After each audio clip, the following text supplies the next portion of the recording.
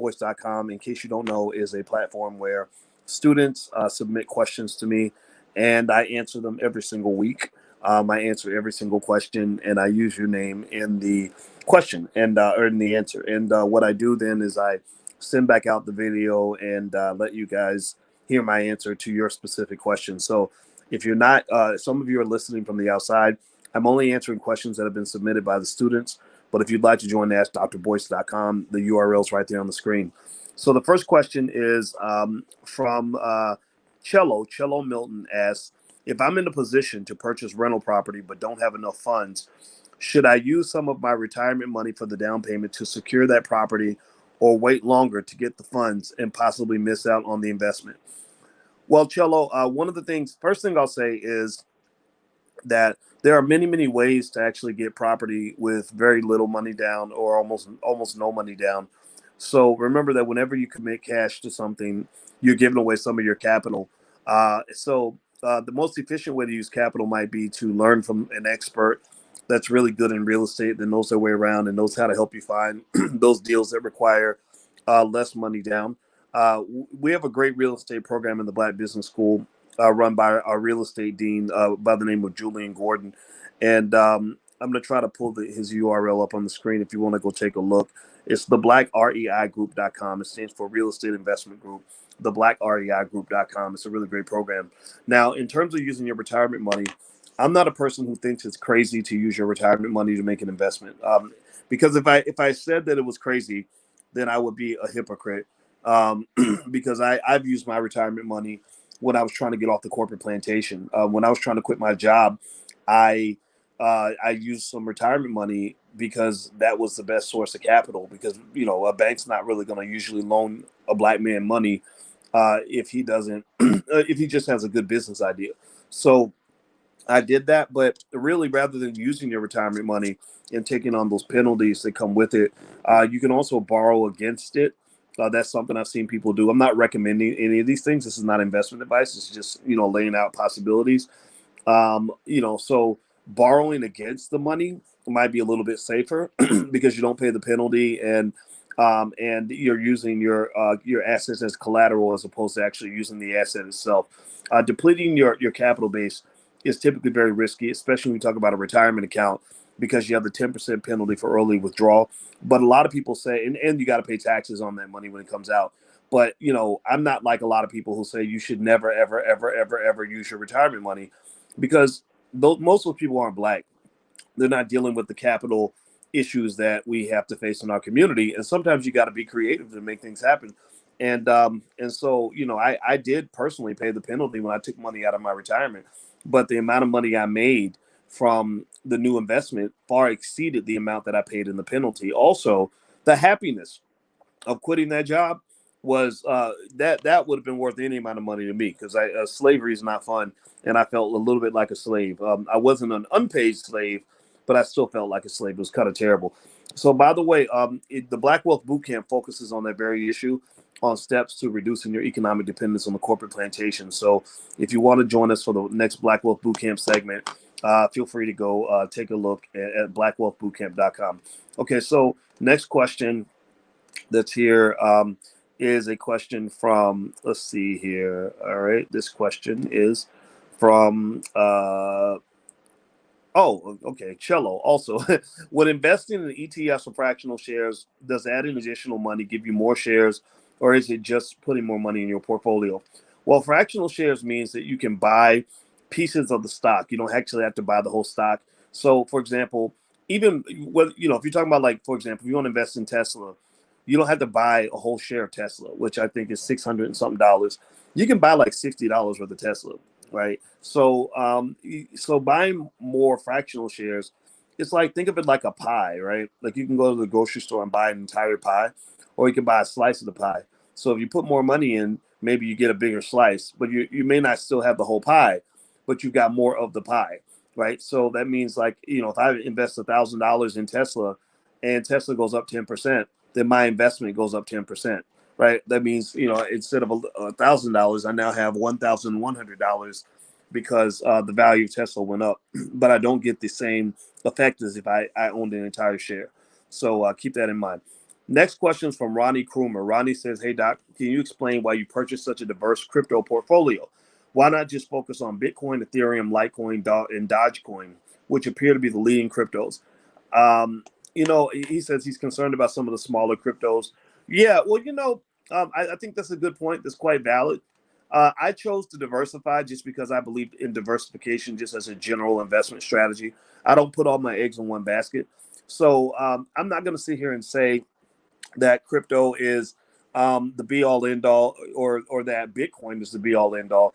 I've got plenty in Bitcoin, but I think just spreading your money out is a safe strategy, because if you put all your eggs in one basket, if that basket breaks, then you're in big trouble.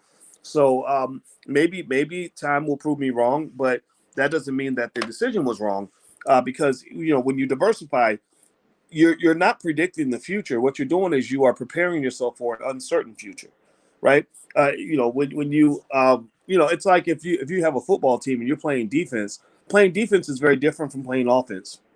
Offense means that you don't diversify. You basically focus on one thing, right? So you think about a good football team, the Kansas City Chiefs. When Patrick Mahomes is throwing a pass to the wide receiver, Sammy Watkins, or to the other guy that's really fast, I forgot his name, Tariq Hill. He's not thinking about the running back giving the ball to the running back, or possibly giving it to or one of the other receivers. Once he decides he's going to throw the ball to Tariq Hill, he's focused on that one thing. Right? There's no diversification there because you're playing offense. But when you're playing defense, you have to think about all the possibilities. You have to be prepared. You have to say, okay, I don't know what Patrick Mahomes is going to do.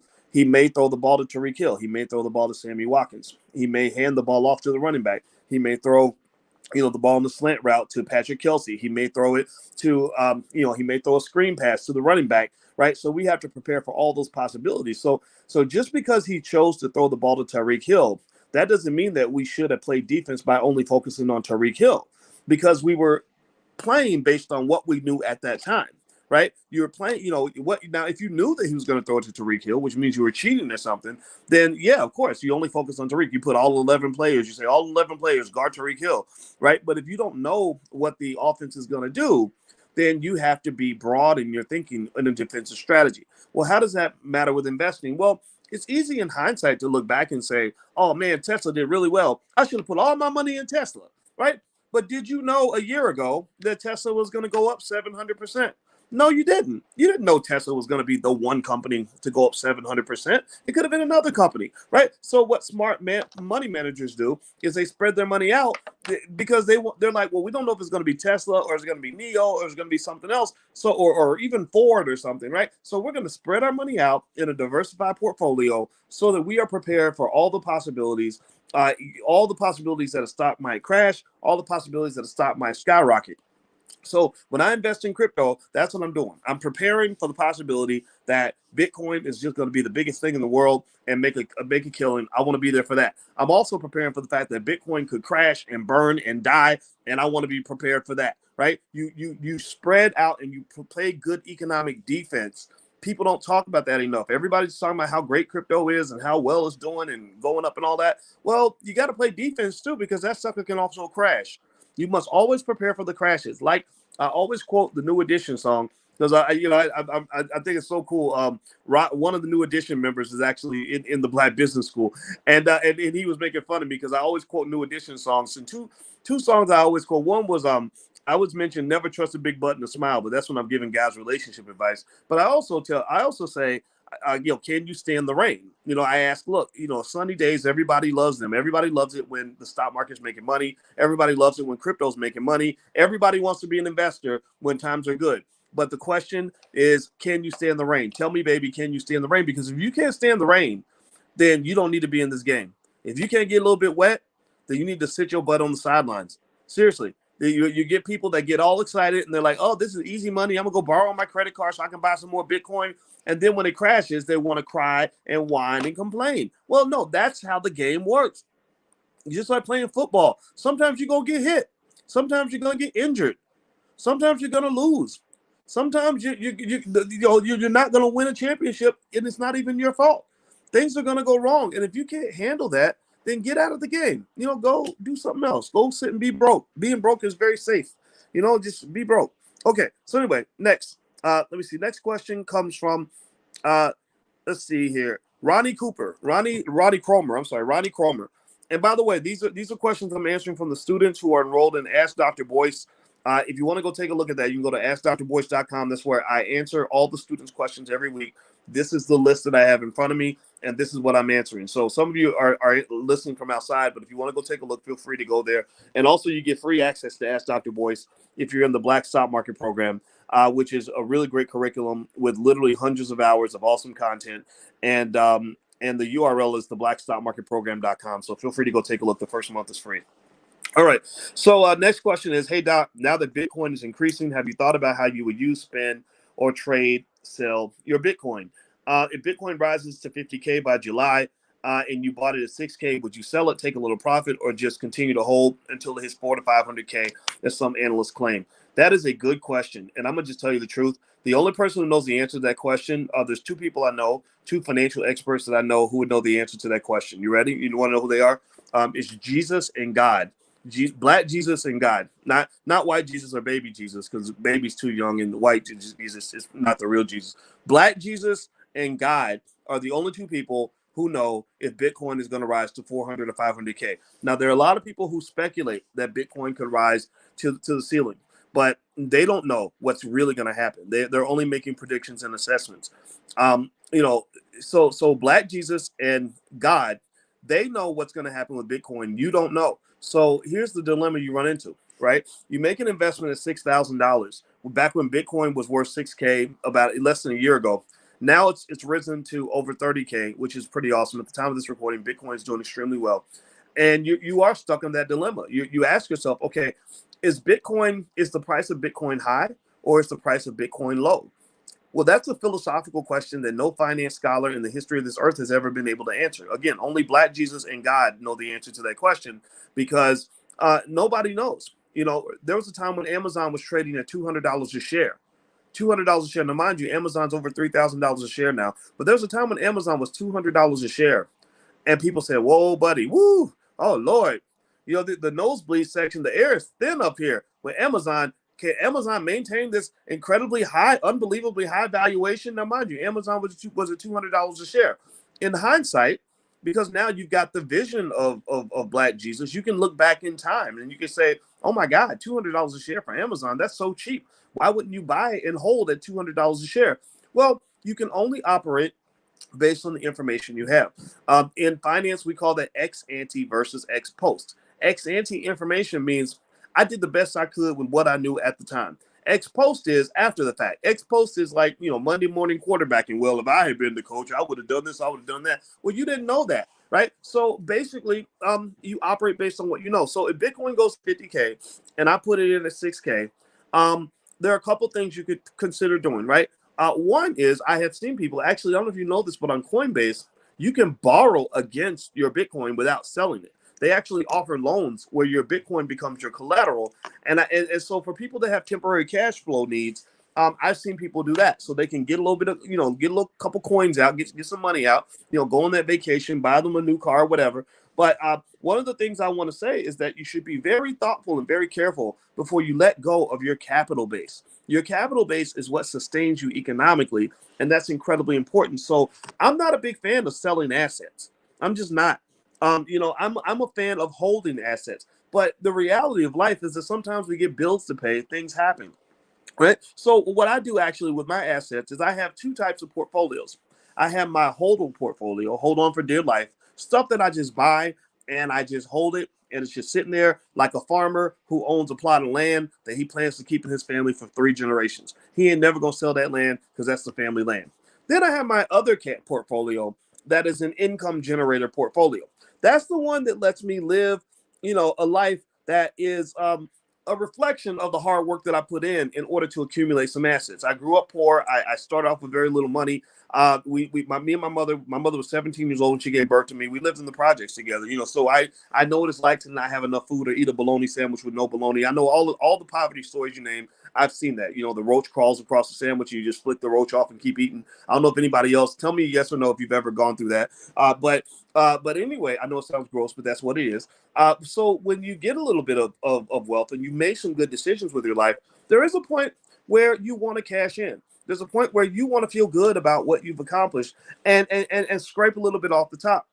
So there's various ways to do that. So with my income generating portfolio, what I do is I might do things like sell the options on those stocks so that the options will generate income. I don't necessarily want to buy a lot of options because options are very risky. People buy a lot of options on Robinhood because it's kind of like gambling. It feels like gambling, and they can flip their money really fast if things go well. But I don't buy a lot of options because your money can also flip down. Everything that can flip up can flip down. And I don't want my money to just flip away and disappear. So I kind of, mix it up. So I like to sell options, right?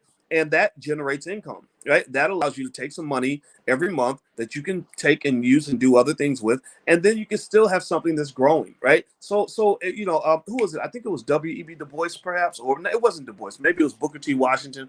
Dr. Claude Anderson talks about this a lot, where he says that if you get ears of corn, he talked about ears of corn. He said if you get a bunch of ears of corn, you might sell one ear of corn, eat one ear of corn, and then plant one ear of corn so that you can actually grow. And then I think he said one more ear, you would save it, right? So I think he said 4 ears of corn.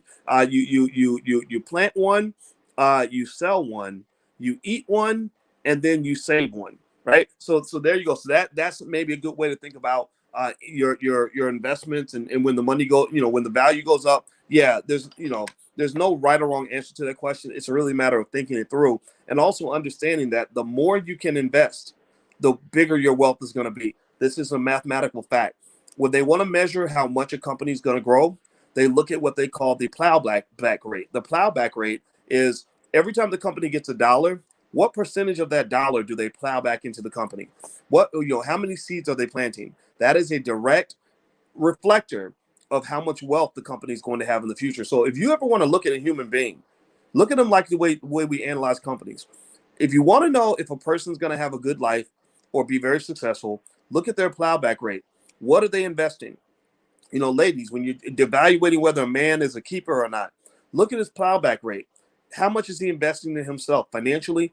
Is he studying? Is he picking up? Is he more likely to pick up a book than he is to turn on the TV? Is he taking care of his physical health? Is he investing in his health, or is he just eating cheeseburgers at every available opportunity? And with a cheeseburger with a bottle of whiskey on the side, right? That's not healthy, right? But that didn't work well compared to the guy who gets up and runs 5 miles every day and eats salad, right? What is he doing economically? Is he bragging to you about how much money he spent at the Gucci store, or is he telling you about the rental property he's trying to buy once he finishes his master's degree, right? That's a plowback rate. I can just tell you straight up, point blank, period, that people who have high plowback rates are more successful. So when it comes to your investing, your plowback rate, how much you invest, how much you can hold, how much you can delay gratification is a direct reflector of how wealthy you're going to be. Now, by the way, some of you are asking me about stock options. If you want to actually take a look at the recording of the stock options masterclass I did, where I talk about buying and selling options and what I do with my options portfolio, you can actually go to stockoptionsmasterclass.com. There's a URL right there on the screen. So feel free to take a look. All right. So the next question comes from Errol Carter. Errol says, recently I inherited a multifamily property in New York City that requires a complete rehab. Unfortunately, I do not have any connections to reliable contractors in the area and was wondering if you could connect me to a reputable one. You know what, Errol? I don't know a lot about specific New York contractors. I can say that I know, well, number one, I know in the Black Business School, we have the Black REI group, the real estate investment group run by Julian Gordon. They're actually buying property around the country as a group and doing a lot of other things in addition to learning how multifamily property works. So you're welcome to take a look there. But also, in terms of reputable contractors, what I would do is find somebody who understands real estate in that area, maybe talk to a real estate agent or someone like that. And you can find them. I mean, they're all over the place. There's tons of real estate agents. And then ask them, perhaps, like just sort of ask around, because I do think that finding a reputable contractor is really important, because an unreputable contractor, what I look for example, when I got some work done in our house, we got our whole basement redone, which was a wonderful, it was a pleasure to spend money redoing our basement. And the reason is because I wasn't actually spending money. The entire basement is free. Well, how's the basement free? Well, the basement's free because the amount of money I put into redoing the basement, which ends up being about 50 grand, we're getting all that back in the increase in the value of the house. So that wasn't, so I spent zero money redoing my basement. I just had to give up some capital to make it happen. But literally, when we sell this house, the value has gone up probably about $100,000 because it has a fully finished basement now, right? So a revamp. One of the things you never want to do is let anybody convince you that making an investment is the same as spending money. Spending money is not an investment. Spending money is flushing money down the toilet and giving it away to someone and making it disappear and never coming back. It's the ultimate magic trick, like putting a rabbit in the hat and the rabbit is just gone. There is no rabbit, right? Investing is like putting the rabbit in the hat, but you just don't see the rabbit, but the rabbit's still in the hat. You still got a rabbit. The rabbit ain't dead. The rabbit ain't gone. The rabbit's just in the hat. So when you invest, it's like putting your money in a bucket, right? You put your money in a bucket, well, then eventually your bucket gets heavy because it's filled with coins and dollar bills, right? But it's still your bucket and you still got the money in the bucket. It's your bucket, right? But if you spend money, that's like putting money in the toilet. And you flush it down the toilet is going to take your money away. Your money is officially poop. It's gone, right? So just make sure you always know the difference. And the reason I mention this point is because, and my confession is I used to be a spendaholic. That's my big weakness, is that when I used to have money back before I really thought about investing, and investing wasn't part of our family culture, to be honest with you, I never once at any point in the whole, whatever, however many, 80 something or 157,000 hours it takes to grow from age 0 to age 18. I never once, I had one single conversation with my parents about mutual funds, real estate, portfolios, none of that. And the thing was, I would just get money, and I thought money was to be spent. I would just spend money. Some of you may have grown up in the same kind of environment.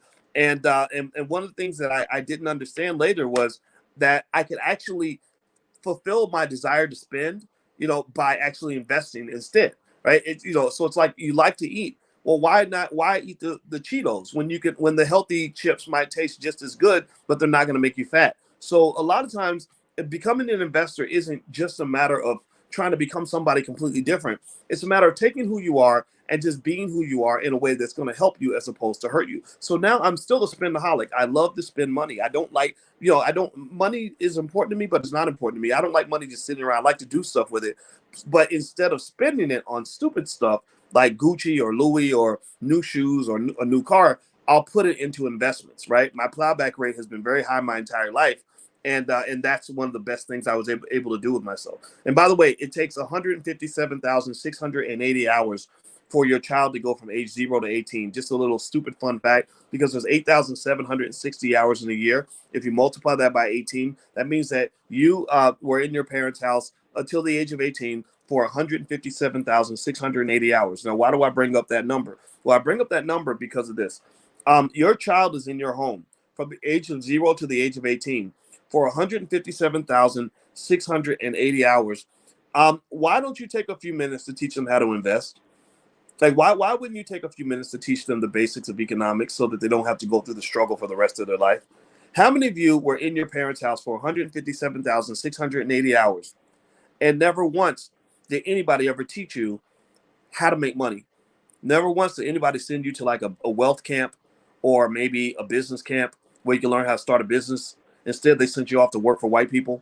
Nobody ever sent you to a place where you can learn how to invest in the stock market, which actually, by the way, you can learn how to invest in the stock market in about 10 or 15 minutes, at least on a fundamental level.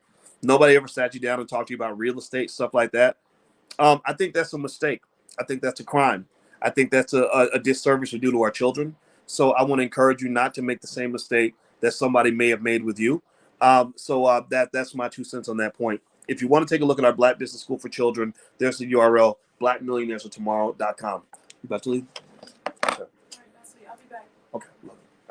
All right. So next question. The next question comes in from Charles Ray. Charles Ray says, Dr. Boyce, I'm trying to create a trading plan and was wondering, could you send me a copy of a complete portfolio and stock comparison spreadsheet? Or can you tell me where I can find one in the course? A complete portfolio and stock comparison spreadsheet. Charles, I don't quite know what you mean by that. I do know in the blackstockmarketprogram.com, there is something called what Dr. Boyce is buying. And that's where I literally just show you guys, I tell you guys what I'm buying, not because I'm telling you to buy what I'm buying, but because some of you may be a little confused and not sure of what to buy, and you may just want to tag along and take a look at what I'm buying, and maybe it'll inspire you to buy what you want to buy. I do a lot of research, look at what the analysts are saying, go through. Of course, I got a PhD in this stuff, so I can see some things that maybe some other people can't. And so that's a part that comes with actually part of your curriculum. And there's the URL where you can log in, the blackstockmarketprogram.com. So you can log in there and go to what Dr. Boyce is buying. That's $1,000 program, but you get access to that absolutely free, lifetime membership. As long as you're member of the Black Stock Market Program, you have access to that as well. So that might help you in your journey. So I hope that helps. Let's see. Elaine says, I would like to invest my $600 stimulus check. What would you suggest? I think, Elaine, it comes down to what your style is. So some people like to be passive investors. Some people want to be active investors. So if you want to be a passive investor, I would look at things like, mutual funds, ETFs, index funds, something that lets you set it and forget it, or you can just invest the money, walk away, never look at it again. David Bach talks about these people as what they call automatic millionaires. There's hundreds of thousands of people out here, regular people. They don't wear Gucci. They don't show off. They're not flashy with their money. Maybe they drive a pickup truck or a Toyota Corolla. Maybe they work down. Maybe the wife is a registered nurse and the husband is works at UPS. And these people become millionaires because they do one basic thing. They invest their money consistently, and they don't stop. They just continue to do that, on a regular basis. And over time, as I show you guys in the $5 a day investing plan, I show you exactly how there are people that actually can become millionaires or close to it, in a very short amount of time. Or if you do something like that for your kids, get your kids enrolled in like a $5 a day kind of investing plan, your child will have hundreds of thousands of dollars in liquid wealth by the time they're in their 20s and definitely in their 30s. And why is that important? Well, that's very important because if you help your child have money, think about this. How many young black men age 25 do you know? Answer this question for me. How many young black men age 25 do you know that have $100,000 liquid that they can go pull out of the bank right now? How many young black men or young black women age 25 do you know have $100,000 liquid? Not $100,000 in net worth. That's hard enough. That will put them above the average American, by the way, for their age. It's not hard to beat white people when it comes to economics, just to be honest with you. If you're a smart black person, intelligent black people can exceed white supremacy any day of the week because I'm intelligent, and I'm telling you, this is proven by mathematics. My PhD's in this stuff. I know what I'm talking about. Most young people that I know that are 25 years old are just getting started. They are working jobs that don't pay them enough money. Many of them that went to college are buried under student loan debt that they'll probably never repay. Half of all black college graduates default on their student loans within the first decade of getting the loans, and that default becomes like a financial STD because you now have bad credit. Your assets are depleted. Maybe they start garnishing your check, and you basically are stuck in economic slavery because you have to go to that job every day now just to survive. Forget having dreams. You just sometimes the student loans can be a dream killer because as much as you want to have a dream, you can't have a dream because in America, the American dream costs money. Let's just keep it 100. The American dream costs money. So the reason I ask you, how many young people do you know at the age of 25 that have $100,000 liquid? I need you to go look at your children. I need you to look at that baby right now, and I need you to realize that God has given you a gift. And the gift that God has given you is the gift of time. I can tell you as a mathematician and as a financial scholar that time is the most powerful asset that you own right now in your life. Time in every mathematical equation, I know all the equations. I know all the equations that tell you what an asset should be worth. And I can tell you the number one variable where we calculate what they call the derivatives of these equations, where you can determine which variables in the equations actually have the greatest impact. The number one variable in the wealth equation, it's not money, it's not initial capital, it's not interest rates, it's not things like that, it's not risk, it's time. Time. So you give me enough time, I can turn anybody into a millionaire or at the very least a high thousandaire. You give me enough time, I can get you out of any economic struggle that you're in, any economic situation that you're in. And the reason that I can't sometimes, as a financial doctor, sometimes the reason I cannot help the patient is because the patient doesn't have enough time. But if you give me time, we can do anything. So here's the thing. Your children were born very wealthy. Black Jesus and God blessed your children. Your children were born with an incredibly valuable multi-million-dollar asset called time. And what I'm telling you, Black people, is don't waste time. Don't waste that opportunity. Are you hearing me? Give me a yes if you're hearing me. Please hear me. Don't waste that time. You know, things like the $5 a day investing plan. I'm going to give you the URL. You can go to theallblackagenda.com.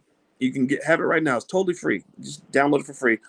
The $5 a day investing plan can guarantee that when your child gets to be 25 or 30 years old, they will be in the top 5% in terms of net worth for people their age. Do you understand what that means? Imagine how wonderful your life would have been if you'd had somebody that thought about you enough, they loved you enough to make a long-term plan for you that wasn't that expensive, but just required a little bit of vision. Think about how much freedom you'd have. Think about how you could have quit that horrible job. You could have walked away from that terrible boss. You could have got out of that bad situation. You see, so what you're giving your children is not just giving them wealth. You're really giving them freedom. You're giving them happiness. You're giving them a chance to dream. They can dream. Some people's lives are such a nightmare, they can't even afford to have a dream. Dreams become dangerous for people that are constantly stuck in the struggle. Do not do that to your family. Please don't do that to your children. Just do something very basic to them. Get them started now. All right? Do you hear what I'm saying? If you hear what I'm saying, give me a yes so I know that all that yapping I just did wasn't a waste of time. I really mean that. I'm not just making this up.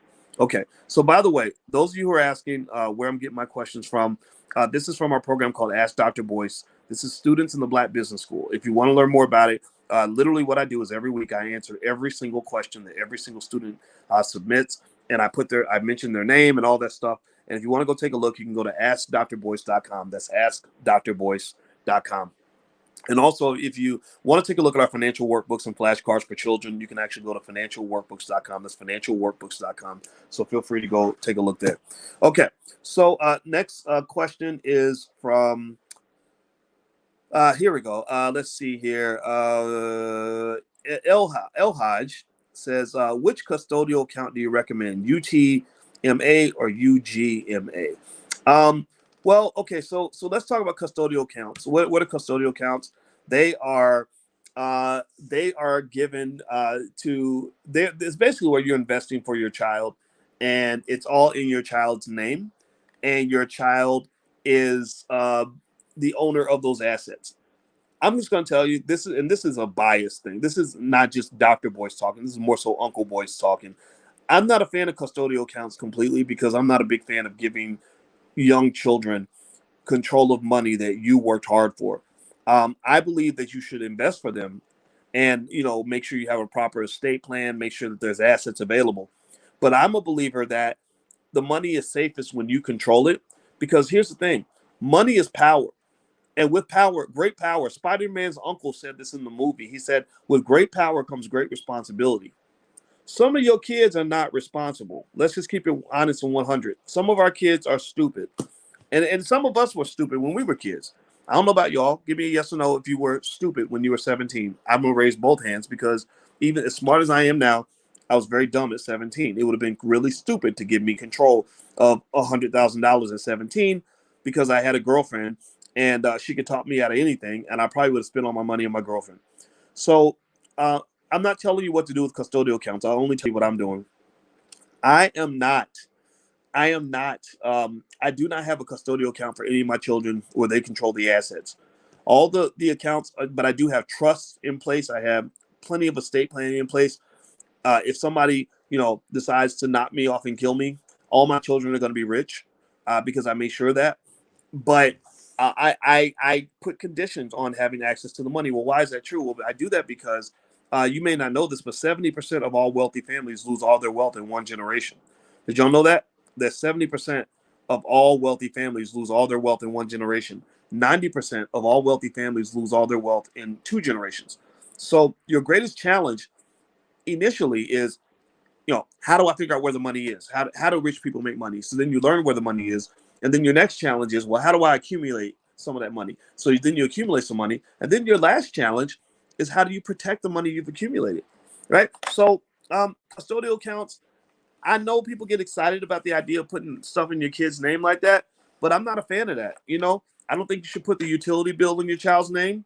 and you shouldn't put the stash account in your child's name. I'm not telling you what to do. This is not investment advice, but I would never put, the electricity bill in the baby's name, and I ain't putting the stash account in the baby's name because the baby ain't ready to pay a utility bill, and the baby ain't ready to control a stash account that's full of money that I earned. Right? When the baby shows that they're ready, when the baby shows they're responsible, when the baby shows me that they're doing something good with their life, then we could talk about the assets that I've stored for you. In fact, I think I like the idea of even keeping it a secret, just not even letting them know that the money's there. But then, as like a guardian angel, like the patriarch or matriarch you are of your family, you can be there and say, hey, I see that you're saving up. You saved up $500 for that car. Guess what? Daddy got you. I'll put the other 500 in because I'm very proud of you that you saved up the first 500. Now you got $1,000 down payment. Go get you that car. Do you follow me? Do you get what I'm saying? Not telling you what to do, but that's what it is. Now, they were asking about UGMA accounts versus UTMA. Now, let me mention this. So these accounts are typically used for saving for college. A UGMA account is limited to mainly financial products like cash, stocks, mutual funds, etc. A UTMA can hold any type of property, including real estate, things like that. I think that's fine. I think that both options can work. The thing is that they also tend to be used to save for college, and again, because we're black here, I tend to change the rules of some of the stuff that you might read in the textbook, and I do that because I'm qualified with a PhD. You're qualified to read what's in a book and say, okay, here's how I would do that a little bit better, because we're not the people who read the books, we're the people who write the books. And what I would say is that when you talk about these accounts versus a 529 college savings plans, one of the big things you got to consider is that with these the UTMA, which UTMA stands for Uniform Transfer to Minors Act, UGMA stands for Universal Gifts to Minors Act, they allow you to transfer financial assets to a minor without establishing a trust. Now, the problem is that this can impact your financial aid situation with the child, relative to, say, like a 529 college savings plan. But the issue I have with some of the college savings plans is that there's not enough conversation about the fact that college is too expensive. Universities, believe me, I've taught a lot of different universities: Syracuse, Indiana University, the Ohio State University, etc. Go Buckeyes, by the way. We're about to win a championship, I hope. And the thing about it is that college should never have been as expensive as it is right now. College costs way too much, and so I'm not a big fan of building a massive amount of wealth so you can just give it all away to a university. I'm more of a fan of like state schools. Like, we have a 17-year-old that's about to go to college. We're not trying to go break the bank to send him to college when we know that how hard he works is going to be as much of a determinant of his success as where he goes to school. Doesn't mean that paying a little bit more can't be beneficial, but we look at the state schools first.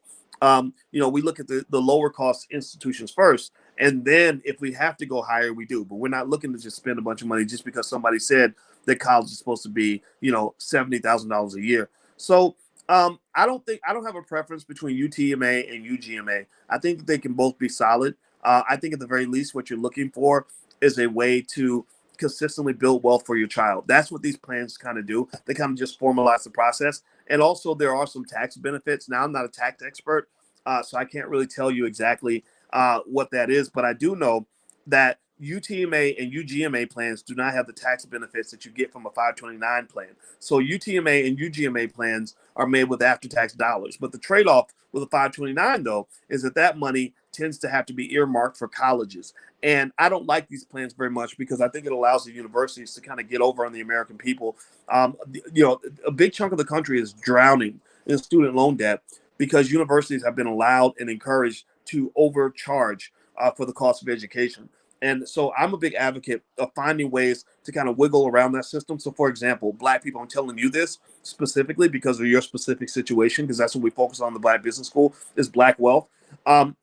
You need to have children that can start businesses, because your children end up being miserable because they have to go beg white people for jobs. Dr. Claude Anderson in Powernomics talks about this. And I know this is radical for me to say this. There are some people who love working for white people, I guess. I don't know who those people are exactly. But a lot of the stress that you feel from microaggressions on racism and things like that really comes from the pressure that you feel from having to get up and go to work with a racist every day. You know, you see Donald Trump in the White House, you may hate him, but most of us have worked for a Donald Trump. Give me a yes or no if you've ever worked for a Donald Trump at some point in your life. So basically, this kind of, systematic oppression is everywhere. But the reason that it feels like it's everywhere is because it's not that it's everywhere, it's that it's everywhere that you're taught to live. So it's like, for example, if there is a really bad smell in the room, and I say, oh my God, this smell is everywhere. Everywhere I go, I walk to the north side of the room, I smell it. I go to the south side of the room, I smell it, right? Racism is like that really nasty smell. So every part of the room you go to, you're smelling this terrible smell. Well, somebody might come in and say, why don't you go outside? Why don't you leave the room? And so to me, systematic racism is like that room. This economic system is that room. You feel like you have to be inside that room. And you feel like you have to find a corner of that room where it's not going to stink. And I'm the guy who's saying, no, that you can live outside that room.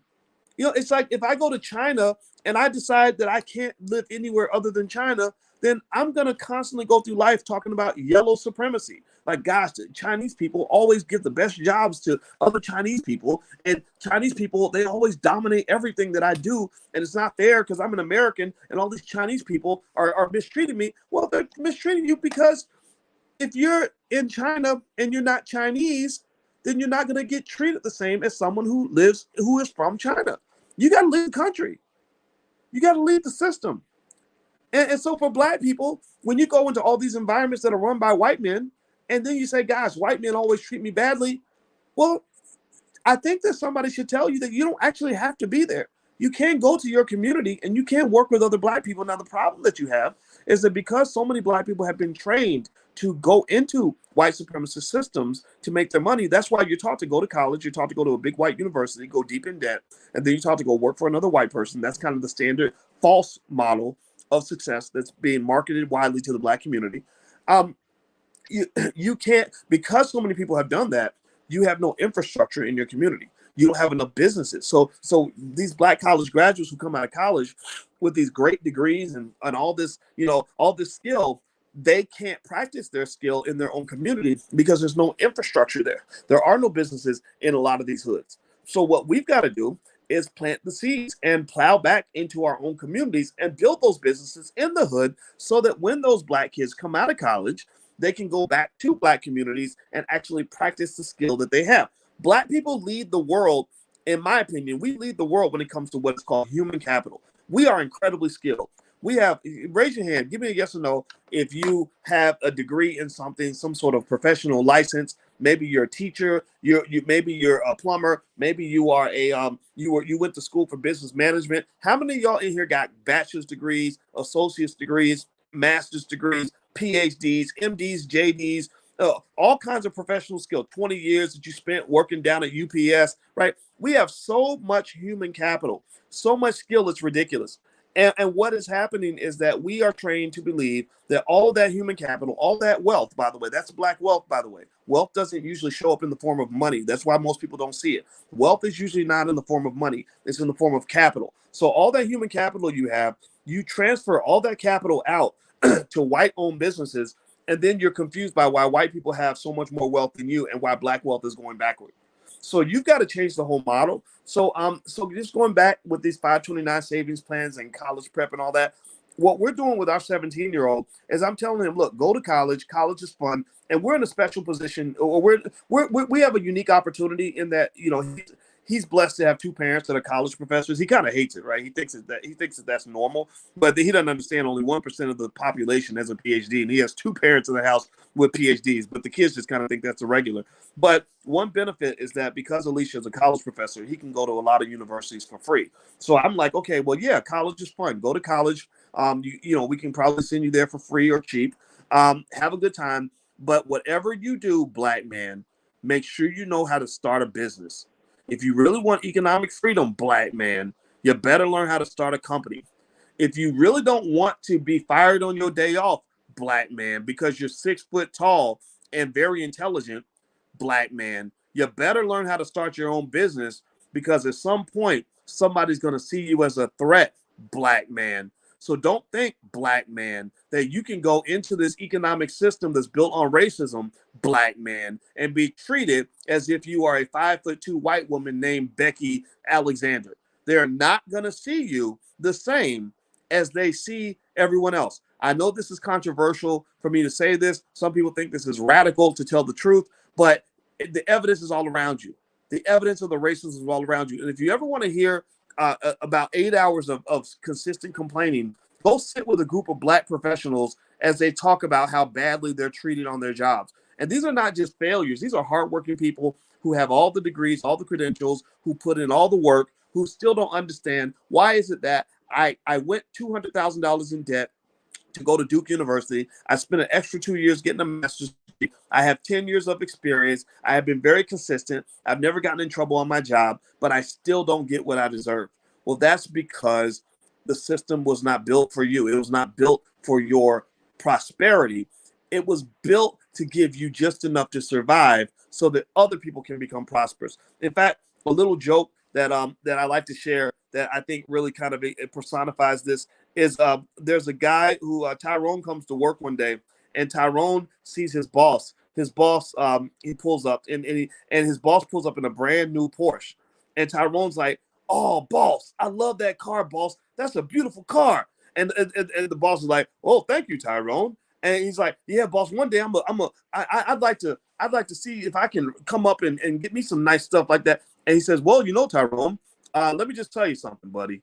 If you work hard and you keep being consistent and you keep doing a great job, then in 5 years, I'll be able to buy an even better car than the one I have right now." Do you get it? I don't know if y'all get the joke. I hope you get the joke. But the point of the matter is that Tyrone needs to go start his own business so Tyrone can be the boss too. Black people who start businesses are happier by being independent, even if they make less money. Why is that? How can you make less money and be happier than you were when you were making more money? Well, it's because there's a basic concept that says money is not everything. Money is not the be all end all. Money is not the destination. Money is the tool. Money is the vehicle to get you to the destination. The destination is happiness. So the reason that you can be happy running your own situation, the happier, even if you're making less money, is because freedom has value. Freedom isn't free. Freedom is a form of wealth. So if you are into freedom, which is probably why you're listening to me, I'm not a regular guy. I talk above a lot of people's heads. I make a lot of people mad. I say things a lot of people don't understand. I forgive them for they know not what they do. Some people are committed to all of this nonsense that we see out here. So you're different already by the fact that you're even here listening to me. A lot of people get annoyed by people like me because what I'm saying is so completely different from what they're hearing everywhere else. But I'm very confident in it because I've seen it actually work. Right? So to really win the economic game, you cannot do what they're telling you to do. You cannot follow what everyone else is doing because everyone else is headed down an economic death trap.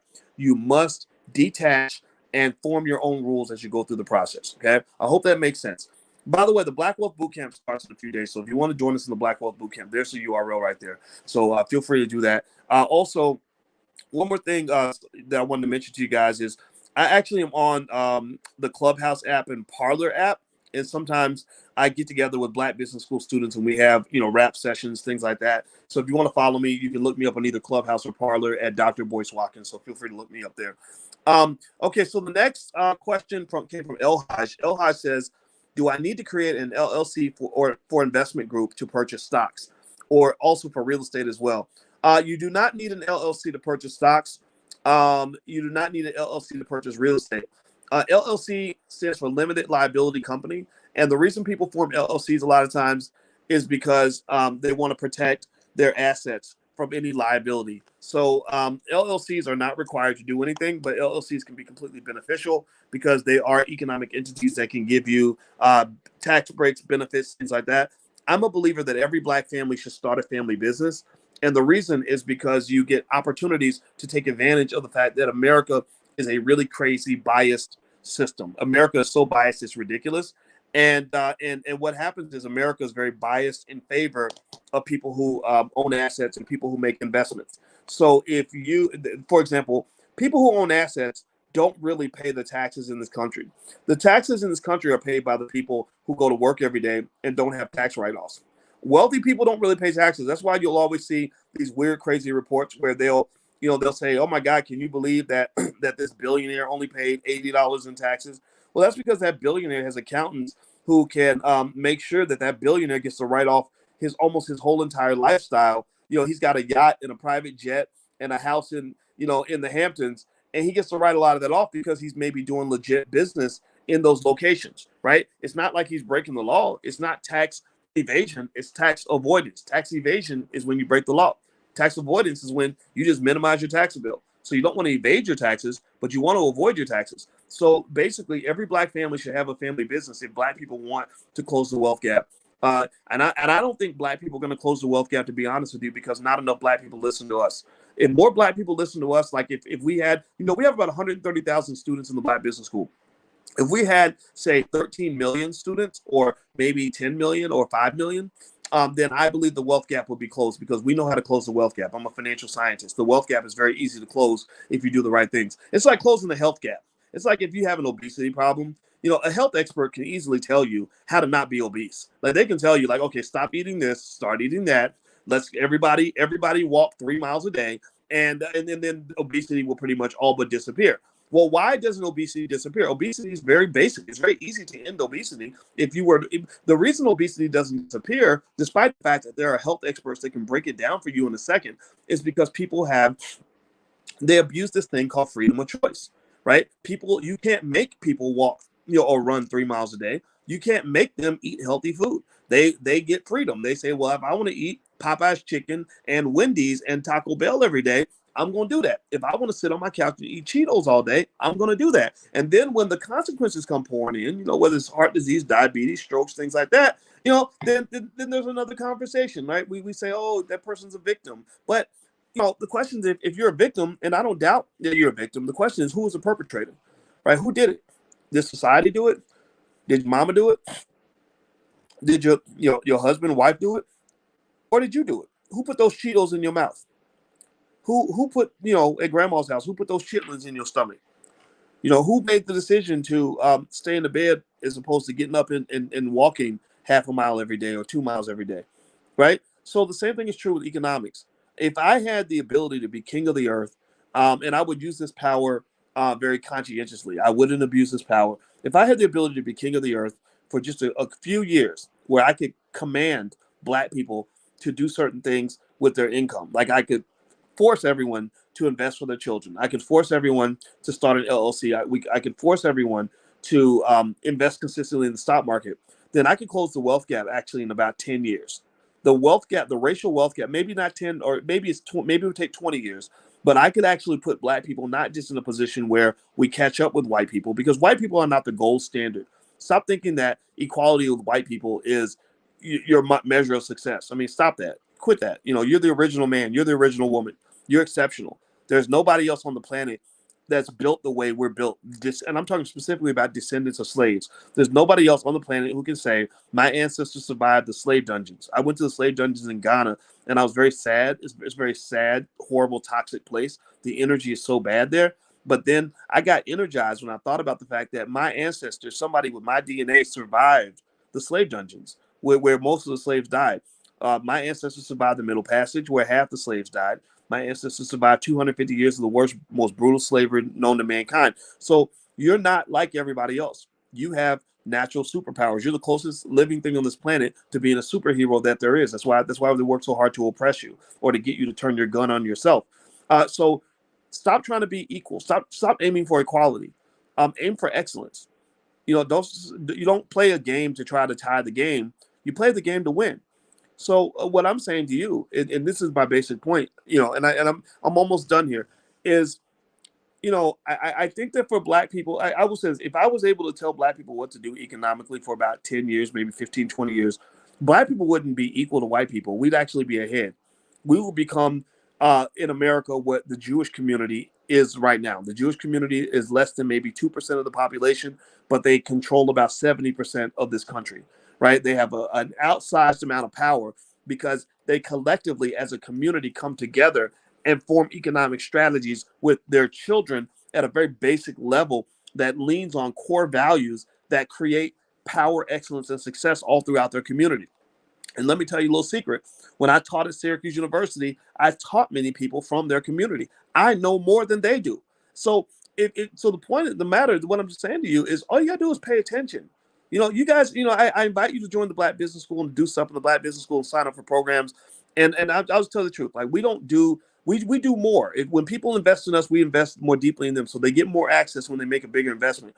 But a lot of you have been learning lots of things from me and have not paid a nickel. All I've asked you to do is pay attention.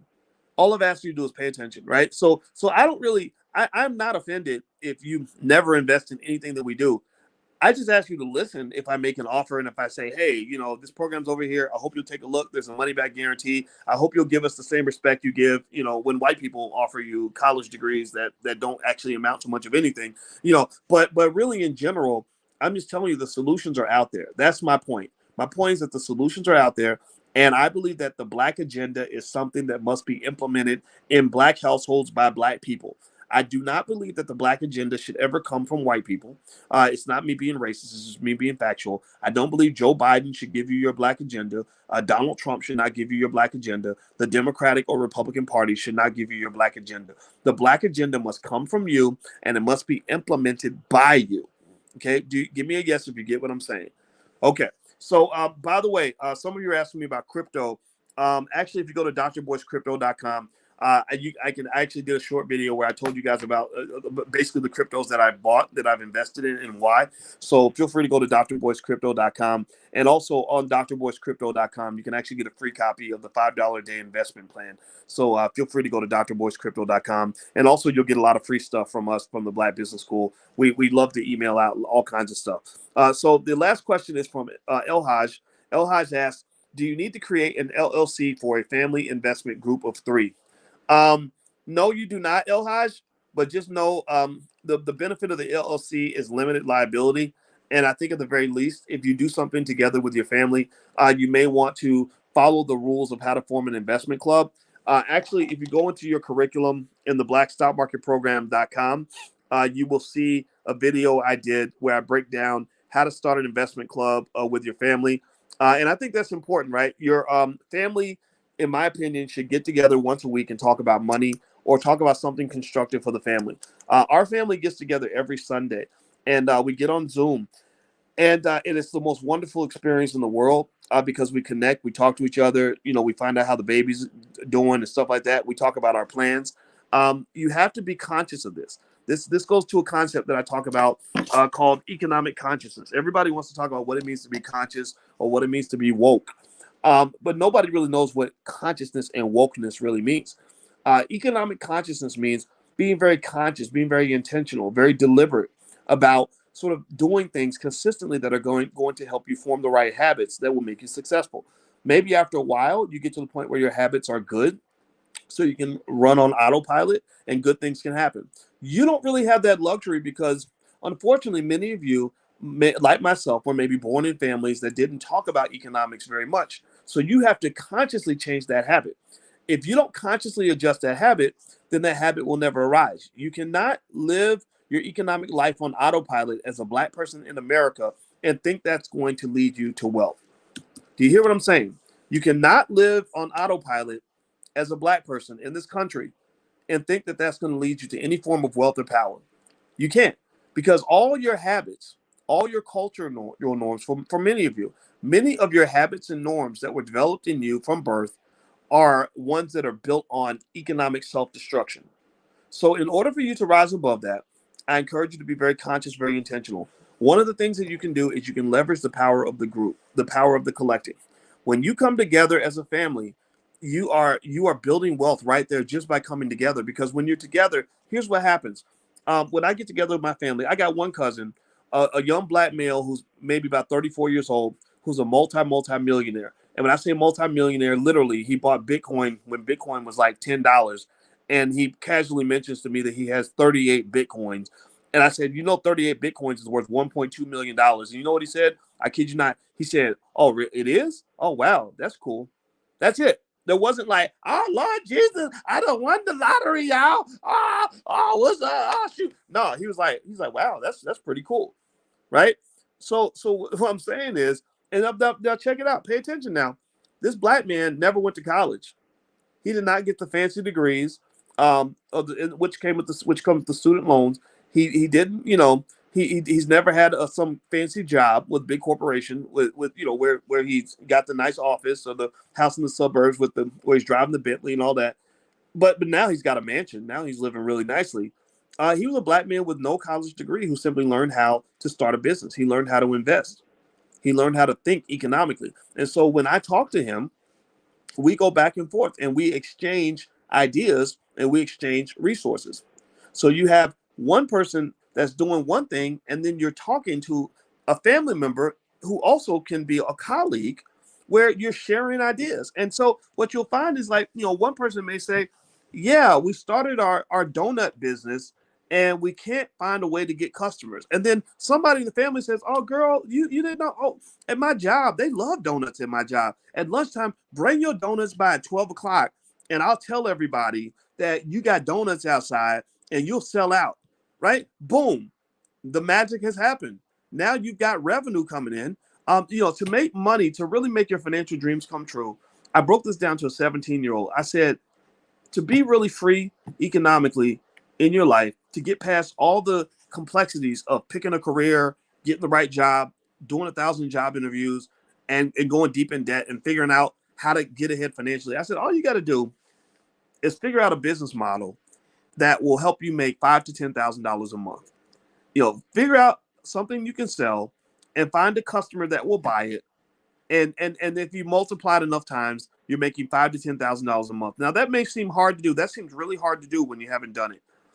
But when you consider the fact that trillions of dollars every single day are being transferred all throughout this economy, when you consider the fact that I see hundreds of students in the Black Business School and other places that figure out their little model, like maybe the Black woman who sells hair care products, who wasn't making any money at first, but she goes and she takes a class and now she's making $100,000 a month.